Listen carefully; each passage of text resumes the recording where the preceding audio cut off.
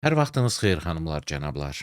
Bilirsiniz, 1-2 gün gözlədim ki, qəzəbim soyusun və sizin qarşınıza çıxanda emosional olmayım və təmkinlə, soyuqqanlılıqla bu son bizim ölkədə məhkəmə deyilən hadisələri və onların yekunlarını bir daha dilə gətirim. Çünki dilə gətirməmək mümkün deyil, gətirmək də təəssüf ki, o qədər də asan proses deyil. Çünki söhbət burada hansısa abstrakt insanlardan ya abstrakt peşədən getmir. Söhbət burada mənim peşəmdən gedir və mənim tanıdığım və kanalımda qonaq etdiyim, kimilərini dəfələrlə qonaq etdiyim və ehtiram, hörmət bəslədiyim insanlardan gedir. Çoxunu tanıyıram şəxsən, çoxunu bu kanalda görmüsünüz. Görməyənlər axtarıb tapa bilər və söhbətlərimizi görə bilər. Bəzilərini tanımıram təəssüf ki, bəzilərini hələ bizim kanala çağırmağa imkanım olmayıb. Lakin indi həbsdə olan və məhkəməsi indi bitən ya da əvvəl bitən, məhkəmənin də dırnaq arasında deyirəm təbii ki, bu məhkəməyə oxşamır. Bu insanların kim olduğunu mən də, siz də bilməliyik, bilirik də. Nəticələri gördüm. Akif Qurbanov 15 il, Ruslan İzzətliyə 15 il, Ələsgər Məmmədliyə 14 il, Əli Zeynal 14 il, Müşfiq Cabbar 13 il, İlkin Əmrahov 13 il, Ramil Babayev 13 il, Fərid İsmailov 12 il, Elmir Abbasov 11 il, 11 ay və 28 gün. Nə hikmətdirsə. İndi evdən izləyən insanlar deyəcək ki, mənim nəyimə lazımdır, mənim nə vecimə. Normal cəmiyyətdə verilməyən sualdır. Media mənsubları həbs olunanda ilk öncə bu normal cəmiyyət deyil. Dərhal bir siqnaldır, çox belə bəsit və bariz bir siqnaldır ki, bu cəmiyyət normal deyil. Hansı cəmiyyətlərdə media mənsubları tutulur, həbs edilir özdə 15 ilə, 14 ilə, 13 ilə. Bu cəmiyyətləri heç bir şəkildə azad adlandırmaq olmaz. İstəsək də belə, İstəməsək də, halbuki mən istəmirəm, bunları bu cəmiyyəti azad və demokratik və normal bir cəmiyyət adlandırmaq olmaz. Niyə görə? Çünki normal cəmiyyətdə media işçiləri heç bir şəkildə həbs olunmur və təqib olunmur. Bu, universal, ümumbəşər bir standartdır. Tamam mı? İndi bunun nəticələri nə deməkdir? Evdə izləyənlər deyəcək ki, mənim həyatıma nə təsiri var? Baxın, Azərbaycanda bütün müstəqil mediaların yox olması nə deməkdir? Sizin həyatınıza nə təsiri var? Müstəqil xəbər toplama agentliklərimi, şirkətlərimi, təşkilatlarımı tamamilə yox oldu bu ölkədə. Müstəqil media toplama deyəndə kimdən söhbət, nədən söhbət gedir? Söhbət o insanlardan gedir ki, siz adi Azərbaycanlılar öz həyatınızda hansısa özbaşınalı, hansısa qərəz, hansısa qeyri-qanuni əməllərlə, ya təqiblə, ya rəftarla üzləşəndə əvvəldən, keçmişdə bu cür təşkilatlara müraciət edə bilərdiniz. Ən azından öz başınıza gələnləri onlara danışa bilərdiniz və onlar bu məlumatı yayırdılar. Digər tərəfdən, onlar proaktiv şəkildə sizdən ya başqa bir vətəndaşdan hər hansı siqnal gözləmədən bu cür xəbərləri toplayırdılar yerlərdə, yəni yaşadıkları şəhərlərdə, məhəllələrdə, icmalarda, kəndlərdə, yəni hər hansı bir coğrafi məkanda. Bir qrup insan var idi ki, ölkədə baş verən hadisələri ölkənin cəmaatına və əhalisinə çatdırırdı. Bu medianın işidir, təbii ki. Biz buna görə heç bir təqdir gözləmirik, yəni normal deyil. Bu bizim peşəmizdir və biz bu peşəni yerinə yetiririk. Bizə icazə versələr təbii ki.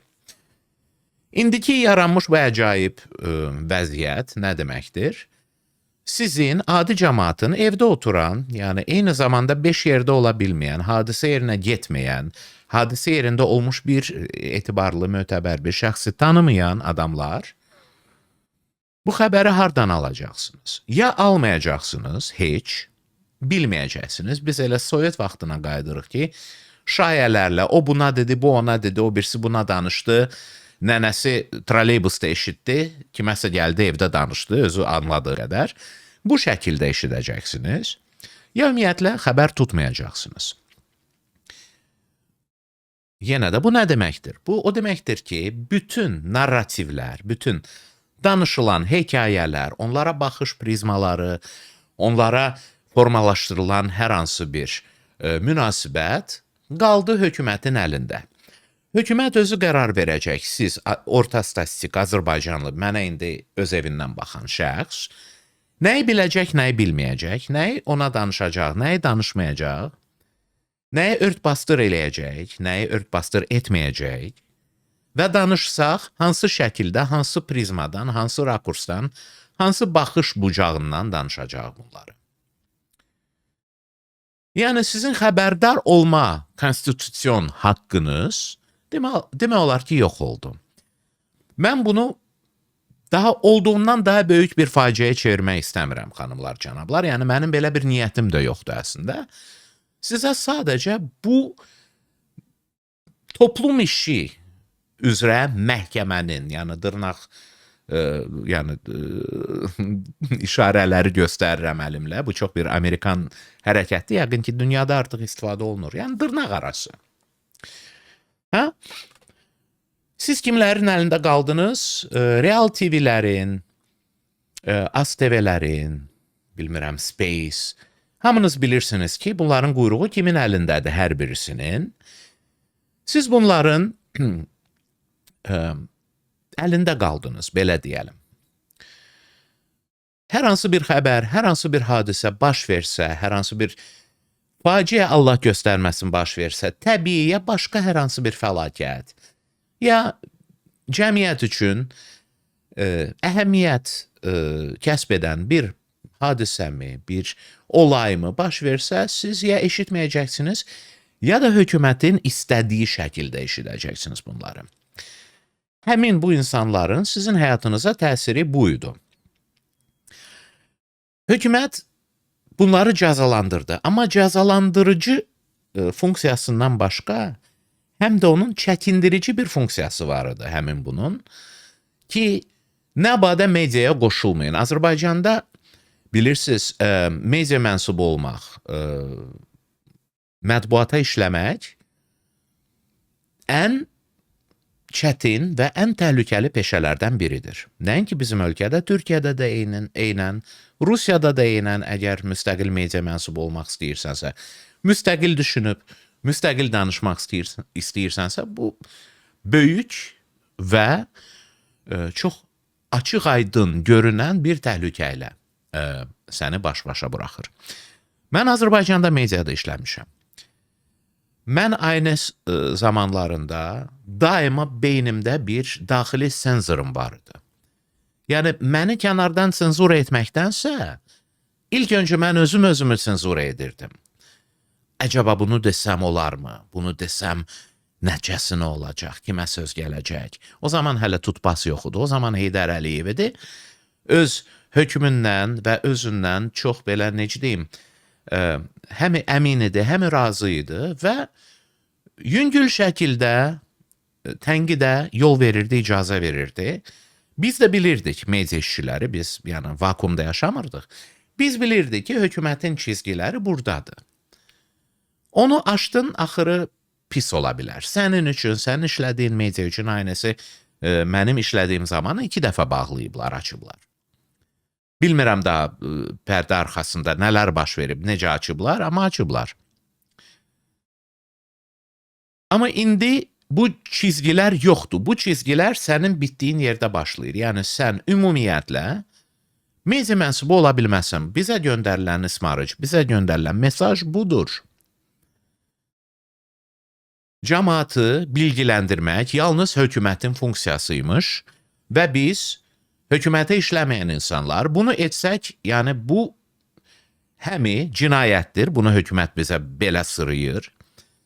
Həmi bunun çox pis fəsadları olacaq. Fəsadlar yaxşı olmur əslində, yəni ağır fəsadları olacaq da deyəcəkdim, daha doğrusu.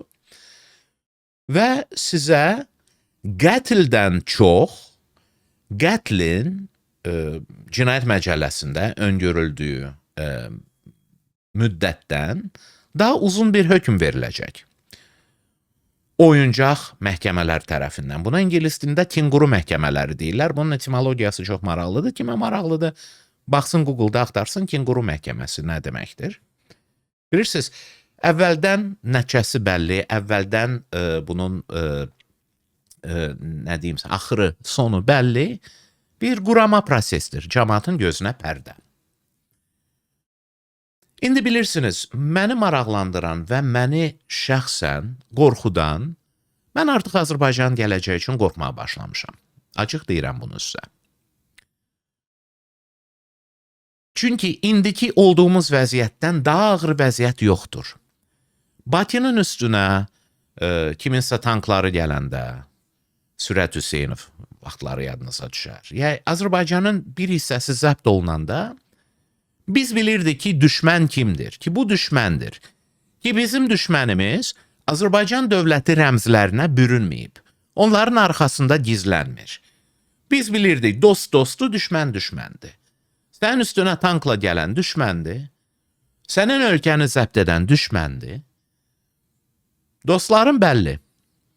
İndi isə bütün bunlar sanki bizim adımızdan, bizim xeyrimizi güdən, bizim adımızdan çıxış eləyən, özünü bizim simvolikaya bürüyən Azərbaycan bayrağı, Azərbaycan gerbi, Azərbaycan Cinayət Məcəlləsi, qanunları, filanı beşməkanı, həmin bu atributikanın arxasında gizlənən insanlar tərəfindən bizə düşməncə davranılır.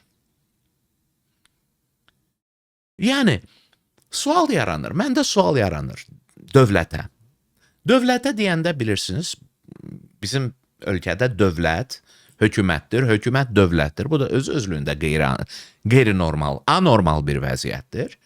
Amma tamam. Və dövlət və hökumət deyəndə, yəni, söhbət gedir, bağlanır bir şəxsə. Dövlət mən deyiləm, siz deyilsiniz, hamımız bilirik dövlət kimdir. Və bu dövlətdə ən əhəmiyyətli qərarları verən kimdir? Hamısı gəlir, uzanır onun ayağına. Bütün verdiyi qərarlar dövlətin, bütün çıxardığı sərəncamlar, qəbul edilən qanunlar, canım sizə desin, bütün normativ aktları hamısı bir insanın əlindədir. O cümlədən Azərbaycanın daxili kursu, Azərbaycanın xarici siyasət kursu ki, daima dəyişir, insanın başı gecəllənir, bilmirsən. Bir gün qoşulmama hərəkatındayıq, o bir gün MDB-dəyik, başqası gün Avropa bizim dostumuzdur, yox düşmənimizdir, Amerika bizim müttəfiqimizdir, strateji müttəfiqimiz özü də yox deyil. Yəni, tamam, anlayırsınız da vəziyyəti. Yəni, bir insanın iradəsinə, dəyişən istəklərinə, öz çıxarlarını, öz mənfəətini hesablamadan, yenə hesablamadan, yeni hesablamadan asılı bir prosesdəyik. Biz sadəcə ölkəmizin istiqamətini müşahidə edirik. Biz onu müəyyənləşdirə bilmirik. Bizə bu cür nə imkan tanınır, nə seçki vasitəsilə öz iradəmizi bildirə bilirik, ya etirazımızı dilə gətirə bilirik, nə şəhərin küçələrində, nə mətbuatda, nə seçki zamanı sandıqda yoxdur. Bizim imkanlarımız yoxdur. Siz özünüzə bu cür cəmiyyətdə yaşamağa rəva görürsünüzsə, tamam. Anlayıram, sizin də imkanlarınız azdır. Amma eyni zamanda özümü tutub hökumətə bu sualı vermək istəyirəm. Yaxşı, bütün mətbuatı tutdunuz, bastınız. Olan olmayan müxalifəti tutdunuz, bastınız. Hamısı içəridədir. Və sizə müxalif bir səs, etiraz edən bir səsin gəlməyi üçün yer qalmayıb. Tamam da, siz də yaxşı bilirsiniz, mən də yaxşı bilirəm, bu ölkədə iki beyin hüceyrəsi olan hər kəs yaxşı bilir ki, iqtisadi və sosial gedişat yaxşıya doğru getmir. Mən bunu sevinərək demirəm. Bunlar mənim müşahidələrimə arxalanan nəticələrimdir, vardığım nəticələrdir. Təəssüf ki, İstərdim ki, mən doğrudan da içdən inanım ki, Azərbaycanın gələcəyi parlaqdır.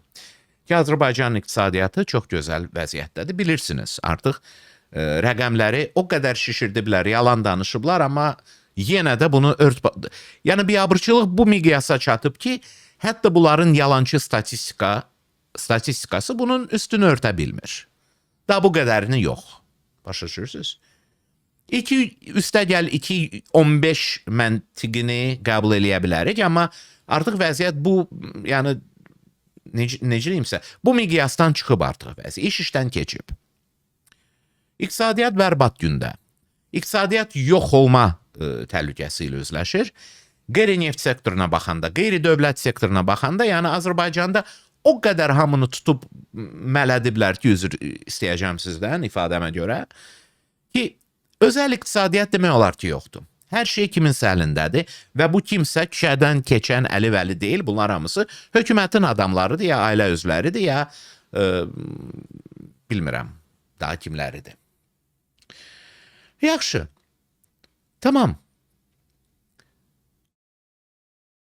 Ermənilər düşmən oldu, onları sıradan çıxartdıq, neytrallaşdırdıq Azərbaycanın yəni ərazi bütövlüyü təmin olundu. Sevinirəm, çox gözəl. Çox gözəl. Amma sonra medianı bastınız. Sanki mən inanırdım ki, İlham Əliyev bu qələbədən sonra özünü daha əmin hiss edəcək, atası kimi. Daha əmin. Deyəcək ki, ya danışırlar, danışsınlar. Neynəyəcək? 20 yaşında qızcağızlardan mənə nə? Mən o boyda müharibəni udmuşam. Danışır, tənqid eləyir, tənqid eləsin. Mən bu cür davranış gözləyirdim. Bilirdim ki, olmayacaq. Amma yenə də ürək ürəkdir də, yəni ümid eləməyə istər. Könül istər ki. Olmur. Və göstərdi bizə tez bazar, göstərdi ki, yox. Mən daha da qətiləşmişəm, daha da sərtləşmişəm. Mən daha da qəzəbli reaksiyalar verəcəm, hər hansı hıqqanana. Tamam, biz bilirdik ki, filankəs düşməndir. İndi biz nə düşünək biz və ən əhəmiyyətlisi, kimin üstünə atacaqsınız bundan sonra? İnlə belə baş verən biabırçılıqları, öz başınalığı, gözlənilən kollaps ki, iqtisadiyyatda olacaq, sosial durum çox pis olacaq, neft azalır. Cəmaatın yarım könüllü imzaladığı bu sosial müqavilə sona çatanda ki, siz bizim pensiyalarımızı ödeyin, maaşlarımızı ödeyin, inflyasiyanı bir qədər saxlayın, cilovlayın, maaşlarımızı indeksasiya edin, bu inflyasiya bir qədər ki, biz yəni heç olmasa acından ölməyə, yəni bu sosial müqavilə partlayandan sonra, yox olandan sonra kimi və necə, hansı üzlə ittiham eləyəcəksiniz?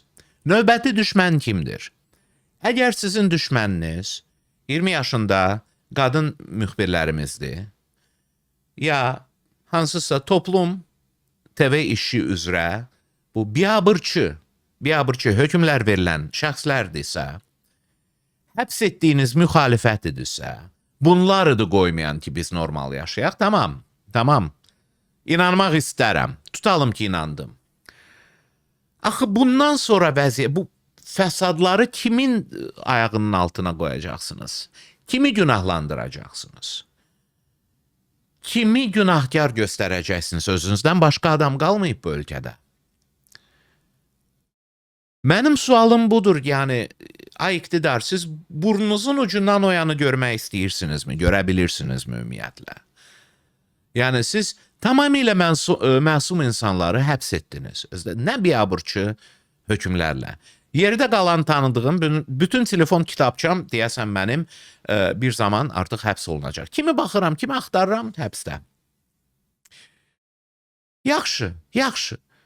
Tutalım ki, bunlarıdır. İndi bu dəfə bunların başında oynadı. Növbəti dəfə kim olacaq? Öz uğursuzluqlarınızı, öz səhlənkarlığınızı, öz bacarıqsızlığınızı, öz qeyri-kompetentliyinizi kimə bağlayacaqsınız axı? Bayırda bir adam qalıbmı? Sizə heç bir təhlükət öyrətməyən insanları tutub basmaqla və bizim aramıza 3-5 provokator soxmaqla, yəni biz kör deyilik, kar deyilik, biz bu oyunu oynayırıq, yəni Ola bilsin ki, bu gün, sabah, yəni deyirik, hə, yaxşı da, onlar danışır, biz də inanırıq. Sən dedin, mən də inandım. Amma biz bilirik axı. Biz bilirik axı ki, bunlar izinli, icazəli, senarili danışan, donquldanan, vırnıxan insanlardır. Biz bilirik bunu. Kimisi Azərbaycanın içində, kimisini bəlkə Avropaya göndərmisiniz. Güya qaçqındılar bunlar və s. və ilaxır. Biz bilirik bunların kim olduğunu. Bilirsiniz, ən gülməlisi budur ki, Azərbaycan xalqı axmaq deyil, bizim müdrikliyimiz var, bizim içimizdən gələn hikmət var. Adamı eşəliyirsən, baxırsan, kimdir, nədir, hardan çıxıb, pürtləyib çıxıb, hardan birdən-birə rəqib kəsilib, tənqidçi kəsilib, görürsən ki, bu adamın, necə deyim sizə, vətəndaş mövqeyi yox. Dünən tərifləyən bugün tənqidçi olub, tamam. O məmurdan, bu məmurdan nəsə alıb, birdən-birə hökuməti tənqid etməyə başlayan, biz bilirik bunları. Biz özümüzü axmaq yerinə qoyuruq. Ki, görək sizin bu biabır teatrınız nə zaman, hansı raddəyə çatacaq. Gülməlidir çünki bunu izləmək. Amma biz axmaq deyilik. Kimdir burada axmaq? Bilirsinizmi, xanımlar, cənablar? Bunlar bir yana, hələ bu məhkəmələr, bu biabırçı məhkəmələr bitməyib. Xeyli aydın, işıqlı, içindən nur saçan insanlar bu cür məhkəmələrlə və bunların çıxartdığı tamamilə əxlaqsız hökmlərlə üzləşmək üzrədir. Adları bilirsiniz. Bizim kanallara gəlirlər, gedirlər. Burada da mı susacaqsınız? Əlbəttə susacaqsınız. Mən sizdən möcüzə gözləmirəm. Yəqin ki, böyüməyin, yaşa dolmağın, hətta deyərdim, qocalmağın bir tərkib hissəsi də budur ki, bir əlaməti budur ki, sən artıq insandan ona xas olmayan şəkildə davranmağı gözləmirsən. Mən də sizdən bunu gözləmirəm. 30 ildir susan bir xalqdan mən birdən-birə hansısa vətəndaş mövqeyi gözləmirəm. Sadəcə bunu deyirəm sizə ki, siz də müşahidə edirsiniz, mən də müşahidə edirəm. Siz danışa bilməyən yerdə mən danışmaya çalışıram. Siz sual verə bilməyən yerdə mən sual verməyə çalışıram. Mən deyəndə mən şəxsən özümü nəzərdə tutmuram. Mən özümü və mənim kimi digər mediaları nəzərdə tuturam ki, bunları bir əlin barmaqları ilə saymaqdır artıq. 2-3 barmaq yetər, belə deyək.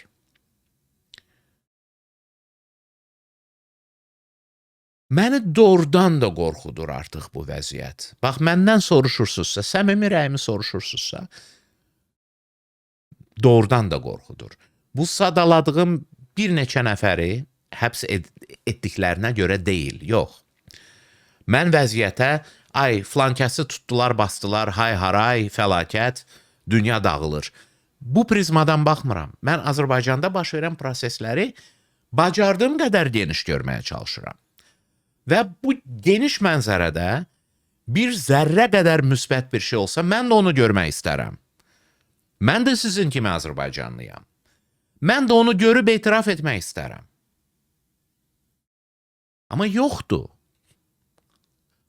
Yoxdur.